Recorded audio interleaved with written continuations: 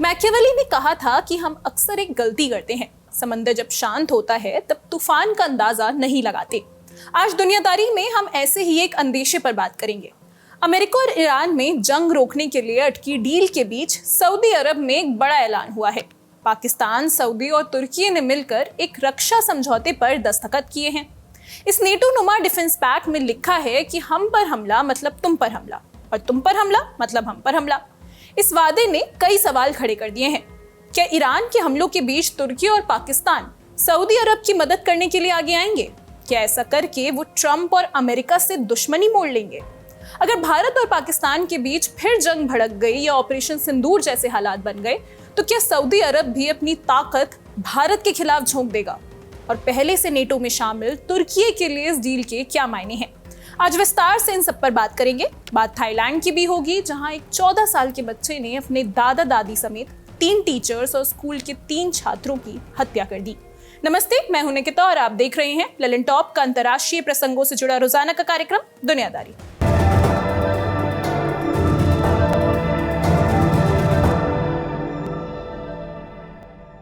Saudi अरब का पवित्र शहर मक्का 7 अगस्त को एक और ऐतिहासिक लम्हे का गवाह बन गया। ऐसा लम्हा जो आगे चलकर मिडिल ईस्ट और एशिया की जियोपॉलिटिक्स में बड़ी हलचल मचा सकता है। 7 अगस्त की शाम पाकिस्तान, सऊदी अरब और तुर्की ने मिलकर एक जॉइंट डिफेंस एग्रीमेंट साइन किया है।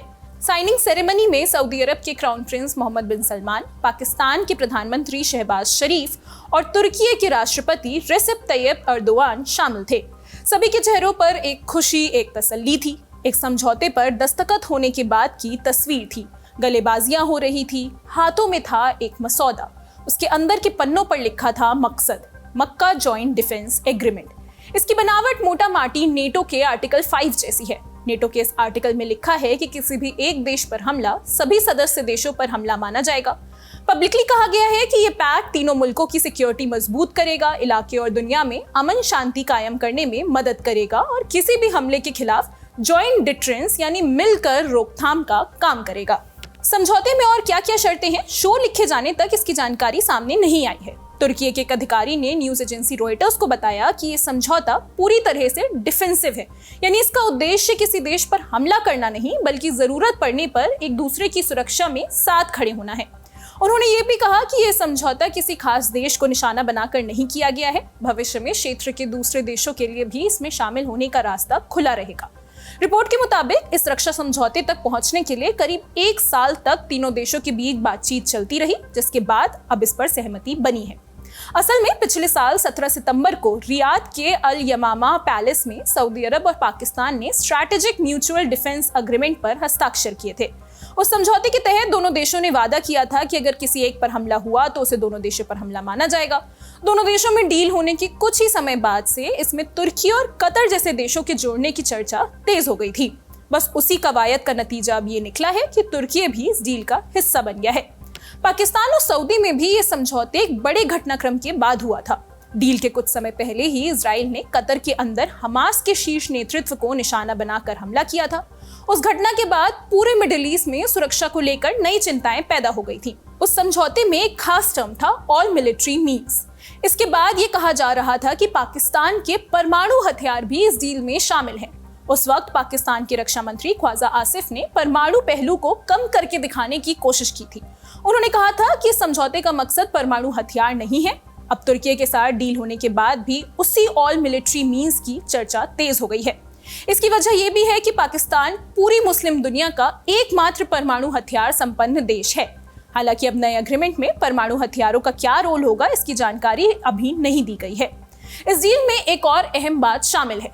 समझौते में यह भी साफ किया गया है कि इससे तुर्की, सऊदी अरब या पाकिस्तान के पहले से मौजूद किसी भी डिफेंस पैक्ट या सुरक्षा समझौते पर कोई असर नहीं पड़ेगा।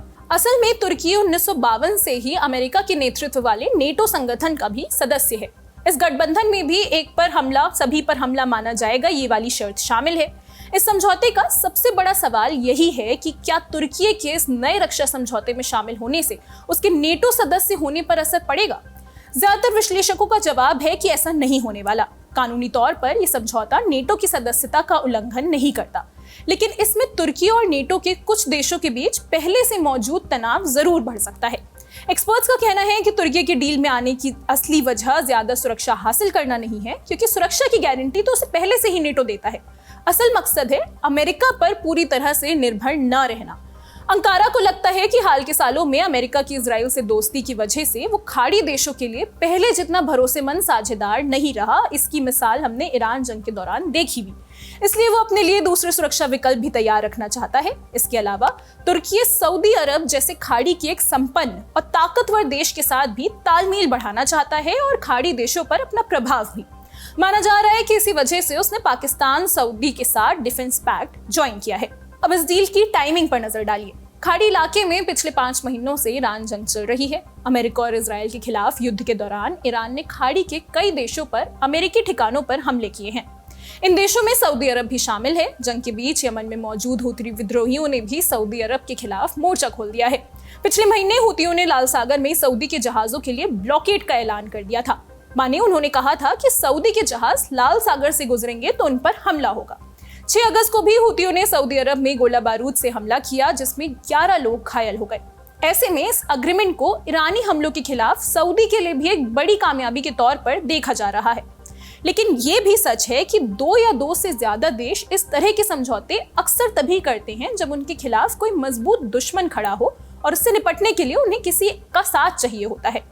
अब ऐसे में अगर ये मान भी लिया जाए कि ये समझौता सिर्फ ईरान या इजराइल को ध्यान में रखकर किया गया है, तब भी सवाल उठता है कि पाकिस्तान और तुर्की के लिए ये दोनों ही देश कोई एग्जिस्टेंशियल थ्रेट तो है नहीं।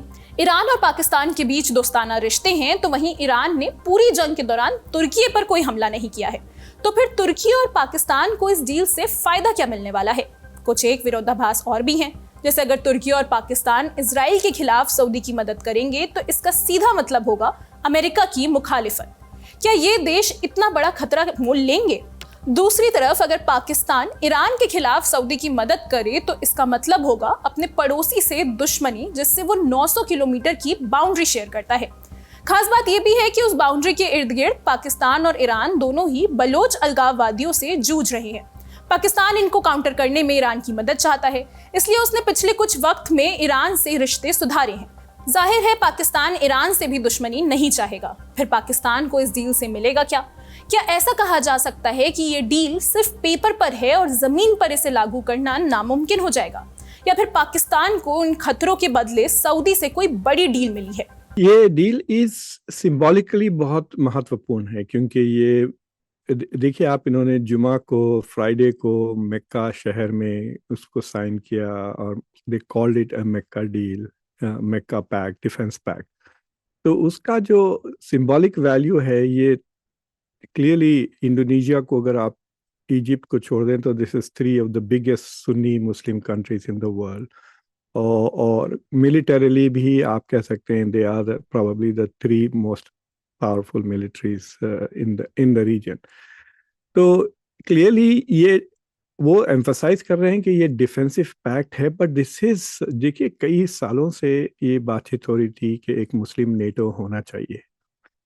तो दिस हैज दैट आर्टिकल 5 वाला एलिमेंट के एक कंट्री पे अगर अटैक होगा then both will come to its help. तो भारत के लिए this is the key element, कि इसका मतलब ये है कि next time operation Sindoor type चीज होगी, which means India is attacking Pakistan, then क्या Turkey and Saudi Arabia will help Pakistan? ये सवाल है। ऑपरेशन सिंदूर के वक्त तो टर्की ने विदाउट ए पैक्ट मदद किया था, we are aware of that, right?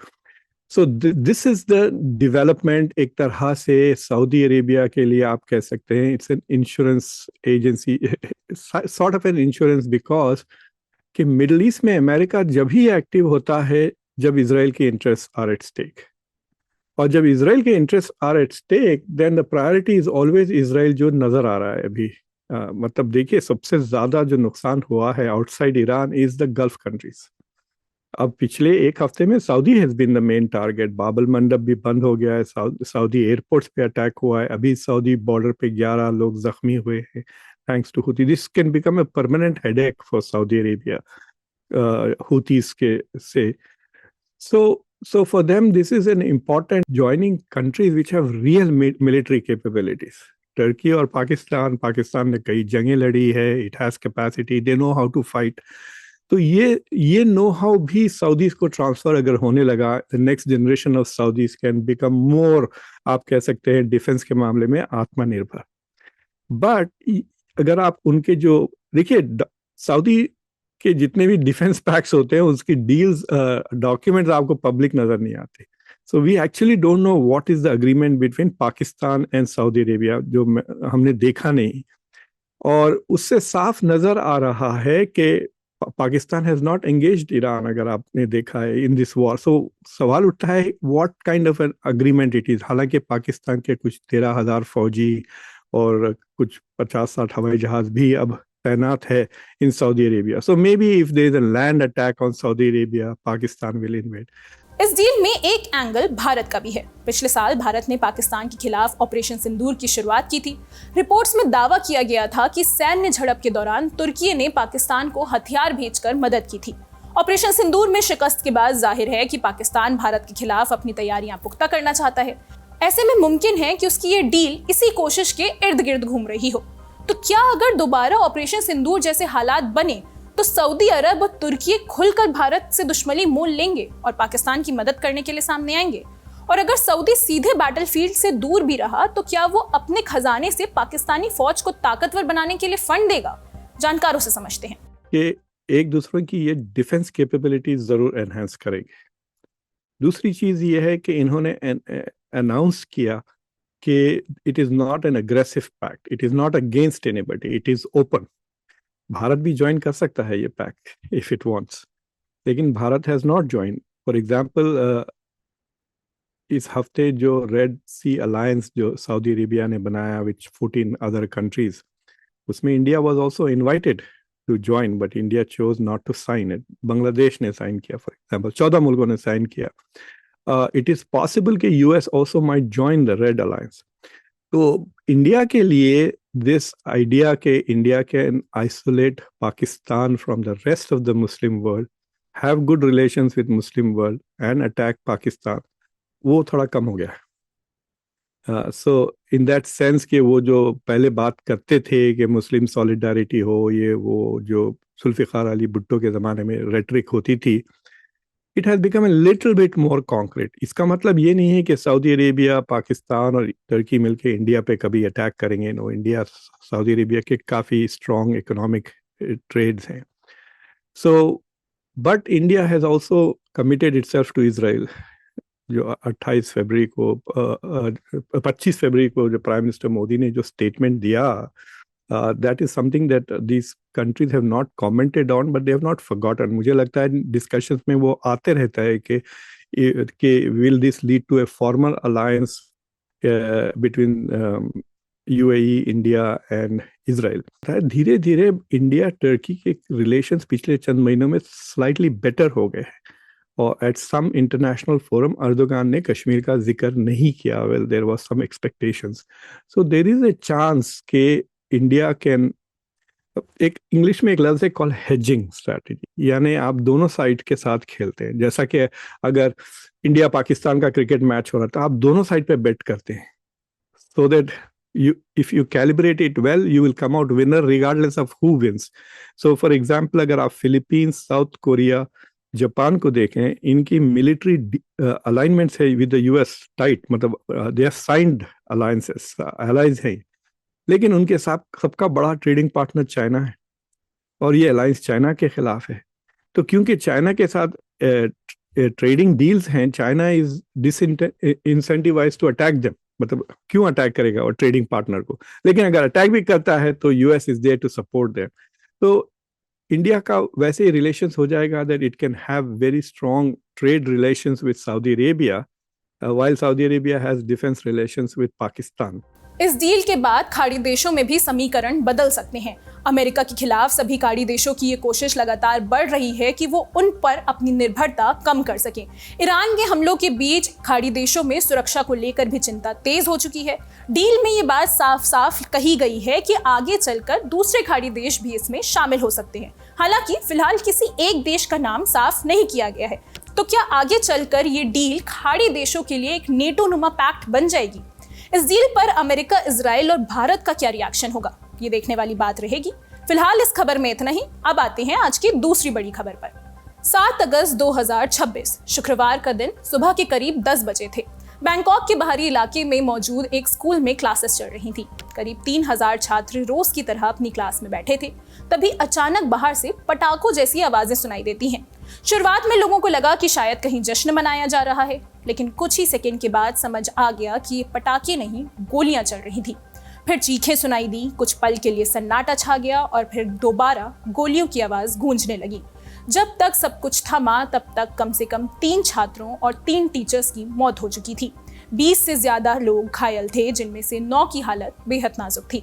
जिस स्कूल में ये हमला हुआ वो कोई छोटा मोटा या गुमनाम स्कूल नहीं था। उसका नाम है डेप्सिरिन नॉनथाबुरी स्कूल। ये बैंकॉक के बेंगकुआई जिले में एक व्यस्त हाईवे के किनारे मौजूद है। थाईलैंड का जाना माना सेकेंडरी स्कूल इसे कहा जाता है। यहाँ करीब 3100 छात्र पढ़ते हैं। लगभग 147 टीचर यहाँ पढ़ाते हैं। हमलावर भी इसी स्कूल का 14 साल का एक छात्र है जो 9वीं कक्षा में पढ़ता है। स्कूल पहुंचने से पहले ही वो अपने घर पर अपने दादा दादी की हत्या कर चुका था। जिस बंदूक से उसने गोलियां चलाई वो भी उसके दादाजी की ही थी। एक चश्मदीद ने बताया कि गोलियों के दौरान बच्चे क्लासरूम के अंदर और टेबल के नीचे छिप गए थे। आरोपी ने पहले 26 राउंड और फिर 34 राउंड फायरिंग की। सबकी हत्या करने के बाद आरोपी ने खुद को भी गोली मार ली। हॉस्पिटल ले जाते समय उसकी मौत हो गई। स्कूल के एक इमरजेंसी वर्कर ने न्यूज एजेंसी रॉयटर्स को बताया कि गोली की आखिरी आवाज सुनने के बाद उन्हें ट्रीटमेंट के लिए बुलाया गया। पहुंचे तो देखा कि आरोपी छात्र खुद को सिर पर गोली मार चुका था और बेसुध पड़ा था। उस वक्त उसकी पल्स चल रही थी, इसलिए उसे CPR दिया गया, लेकिन अंत में उसे बचाया नहीं जा सका। स्कूल के कुछ छात्रों ने पूरी आपबीती और घटना का भयावह मंजर कैमरे पर बयां किया। सुनते हैं उन्होंने क्या बताया। मैं अभी भी सदमे में हूँ। शुरू में मुझे यकीन ही नहीं हुआ कि टीचर गुजर गई हैं, क्योंकि वो बहुत अच्छी इंसान थी। मुझे लगा कि अगर उनका सामना शूटर से हुआ होता तो शायद वो उसे समझा सकती थी। मैंने कभी नहीं सोचा था कि वो बच्चा सच में उन्हें गोली मार देगा। टीचर वाकई बहुत अच्छी थी, हमेशा दूसरों की मदद के लिए तैयार रहती थी। इसलिए मैं समझ नहीं पा रहा था कि ऐसा कैसे हो सकता है। सच कहूँ तो मुझे अंदाजा भी नहीं था कि ऐसा कुछ हो सकता है। शुरू मुझे उम्मीद थी कि टीचर बच जाएंगी, लेकिन अब वो नहीं रहीं। मुझे बहुत दुख है। लोग क्लासरूम में छिप गए तो उसके कुछ ही देर बाद मुझे गोलियों की आवाज़ सुनाई दी। कई गोलियां चली, ऐसा लगा जैसे ऊपर वाली मंजिल से चली हूँ। मुझे लोगों के भागने की आवाज़ भी सुनाई दी। मैं काफ़ी देर तक वैसे ही इंतज़ार करती रही और हालात शांत नहीं हो रहे थे। फिलहाल जांच चल रही है कि आरोपी छात्र ने ये सब क्यों किया और कैसे किया। आरोपी के करीबी दोस्तों ने पुलिस को बताया कि वो पढ़ाई लिखाई को लेकर स्ट्रेस में था। अंदेशा जताया जा रहा है कि आरोपी ने प्लानिंग के तहत ही ये सब किया है। इस घटना ने एक बार फिर से थाईलैंड में गन कंट्रोल पर बहस छेड़ दी है। यहाँ गन रखने वाले लोगों की संख्या दूसरे साउथ ईस्ट एशियन कंट्रीज के मुकाबले काफी ज्यादा है। स्विट्जरलैंड के स्मॉल आर्म्स सर्वे ने 2017 में बताया था कि थाईलैंड में आम लोगों के पास 1,03,00,000 से भी ज्यादा बंदूकें हैं। यानी वहां की आबादी के हिसाब से 100 लोगों पर लगभग 15 बंदूकें हैं। यही वजह है कि बंदूक से हत्या के मामले में भी थाईलैंड साउथ ईस्ट एशिया में दूसरे स्थान पर आता है।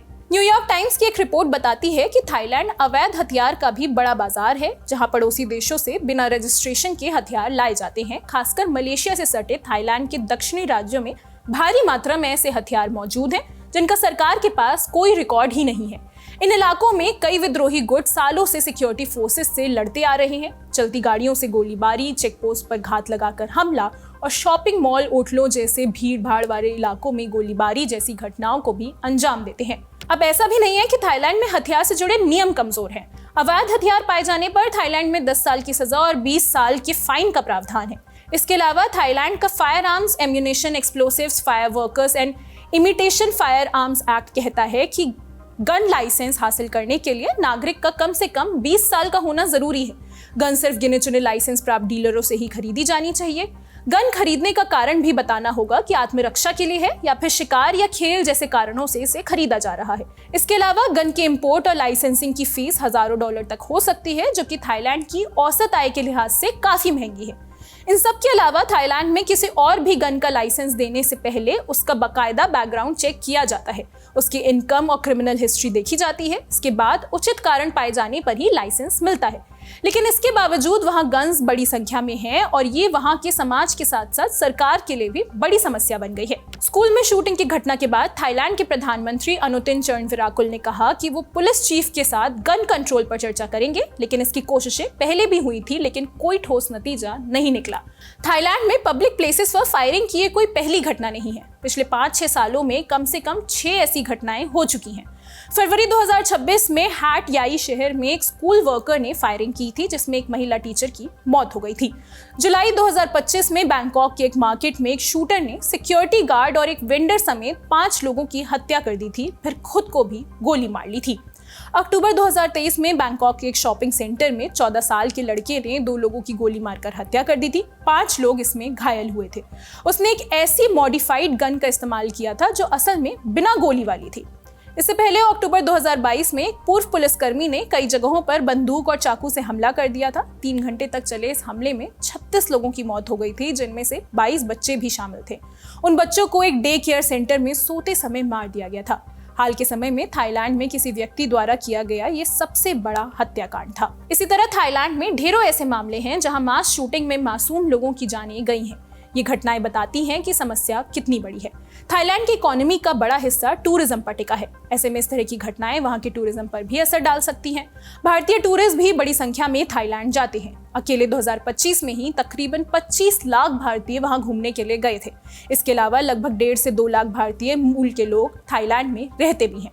अगर सरकार को इन टूरिस्ट और वहां के नागरिकों की सुरक्षा सुनिश्चित करनी है तो हथियारों की समस्या को सुलझाना पड़ेगा। बड़ी खबर यहीं तक, अब सुर्खियों की बारी।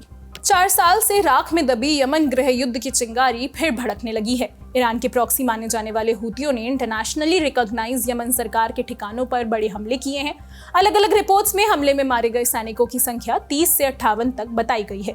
हूतियों का दावा है कि उसने मिलिट्री कैंप्स, हथियारों के डिपो और गाड़ियों को भी तबाह कर दिया। इसके जवाब में यमन के रक्षा मंत्रालय ने कहा है कि सेना इस हमलों का सही समय पर सही जगह पर जवाब देगी।